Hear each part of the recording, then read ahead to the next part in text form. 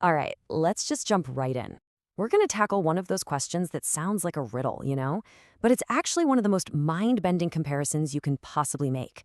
What's more numerous, all the grains of sand on Earth or all the stars in the universe? Seriously, the answer might just change how you look at, well, everything. So to get started, I want you to picture something really simple.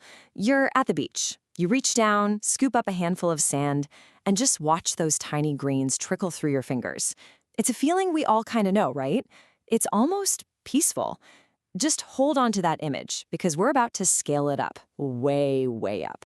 Okay, now think bigger. Not just your handful, but every single beach on the entire planet, every coastline, and then add in every desert from the Sahara to the Gobi. Scientists actually tried to estimate this, and this is the number they came up with: 7.5 quintillion. That's a 7 with 18 zeros after it. It's a number so huge our brains can't really even process it. But here's where it gets absolutely wild. For every single one of those 7.5 quintillion grains of sand, there's at least one star out there in the universe, and probably many more. Yeah, you heard that right. The number of stars in the cosmos is bigger than all the sand on our entire planet.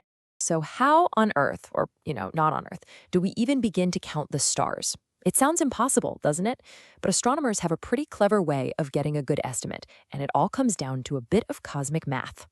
The whole thing starts with galaxies. Using amazing tools like the Hubble telescope, astronomers figure there are at least 200 billion separate galaxies in the part of the universe we can see. Just to give you an idea of what that means, the famous Hubble Deep Field photo focused on a patch of sky the size of a pinhead held at arm's length and found thousands of galaxies in just that one tiny spot, each one a city of stars. And this is where the scale just completely explodes, because each of those 200 billion galaxies has, on average, hundreds of billions of stars inside it. Go ahead, try multiplying those two numbers. The result is a figure so ridiculously big, it basically loses all meaning. It's just a whole different level of a lot. And think about this. Our own galaxy, the Milky Way, has somewhere between 100 and 400 billion stars. And yet, when you go outside on a really clear night, you can only see about 2,500 of them with your own eyes. That's it.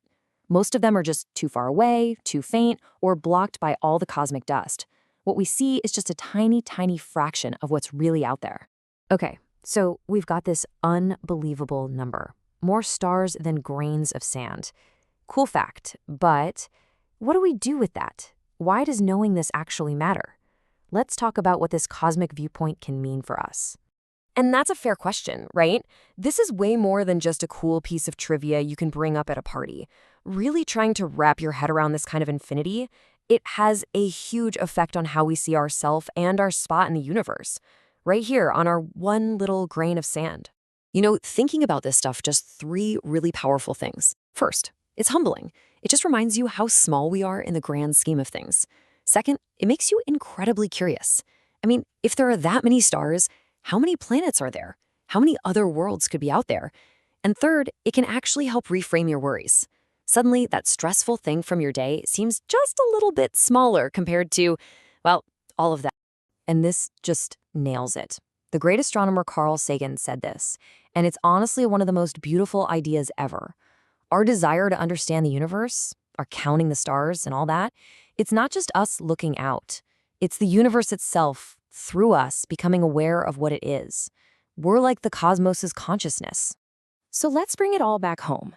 We've gone from a tiny grain of sand all the way out to the edge of the observable universe. Now, let's tie that cosmic scale back to something you can actually feel.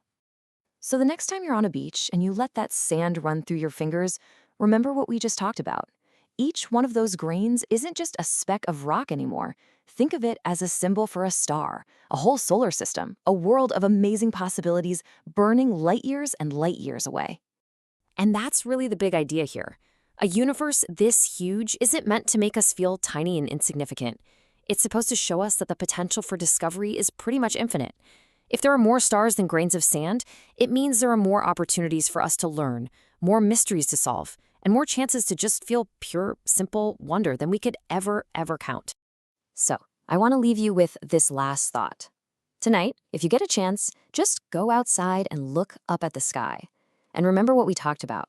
You're not just looking at little dots of light anymore. You're staring right into the face of infinity.